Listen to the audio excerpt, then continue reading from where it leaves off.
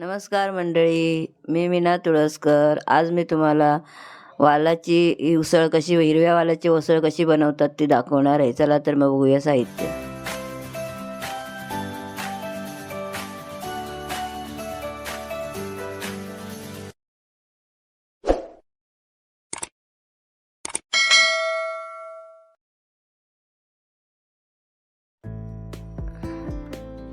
हे हिरवे वाल आहेत, म्हणजे आपण वालपापडी म्हणतो त्याच्यातले काढलेले आहेत. ही एक बटाटी आहे, मध्यम आकाराची घेऊन बारीक करून ठेवली आहे कापून. हे तेल आहे फोडणीला. कांदा एक बारका आहे, बारीक चिरून ठेवला आहे. कढीपत्ता फोडणीला. गूळ चवीला. मोहरी फोडणीला. हिंग फोडणीला. गरम मसाला फोडणीला. हळद, मालवणी मसाला, धना पावडर आणि चवीला मीठ.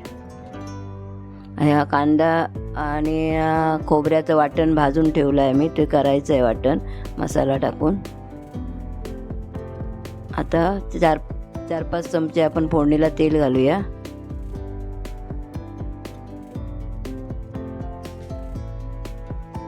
फोडणीला आता हिंग अर्धा चमचा.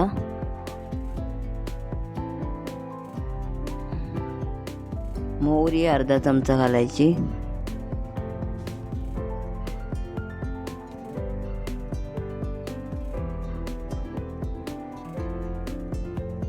हे सगळं ढवळून घेऊया. आता कढीपत्ता फोडणीला. कढीपत्ता घातला. हे चांगलं भाजलं आहे. आता कांदा घालूया बारीक करून ठेवलेला तो पण ढवळून घेऊया आता चांगला. कांदा फोडणी संपूर्ण भाजली काय,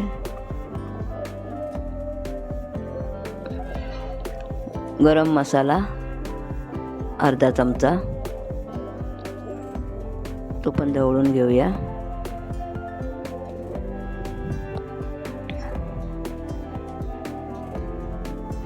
धना पावडर अर्धा चमचा.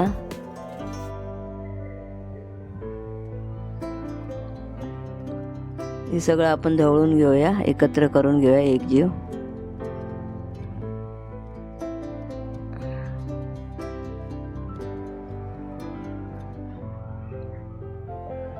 आता आपण हे 2-3 वेळा मी वाल हे धुवून ठेवलेले आहेत, ते आता फोडणीला घालूया. फोडणी झाली आता तयार. आता हे वाल घालूया. 2-3 वेळा धुतले आहेत हे मी सोलून झाल्यावर. ते घालून घेऊया सगळे फोडणीला.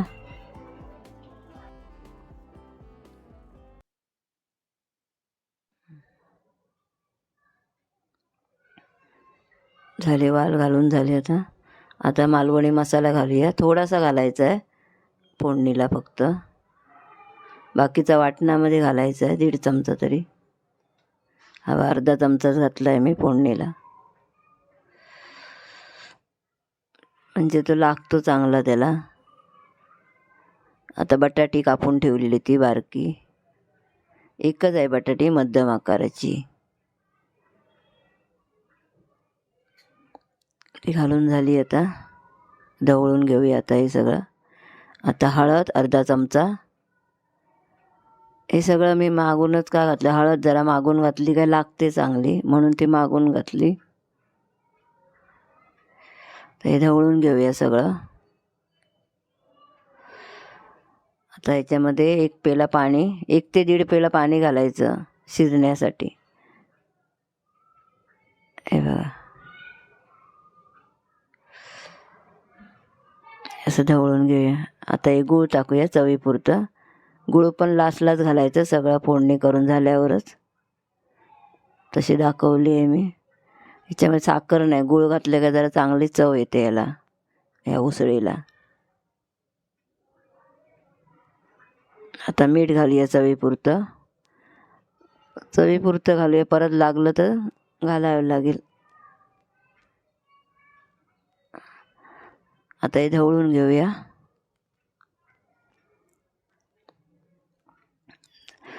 आणि ह्याच्यावरती आता झाकणी मारून ठेवायची शिजत. अर्धा तास तरी शिजायला लागेल.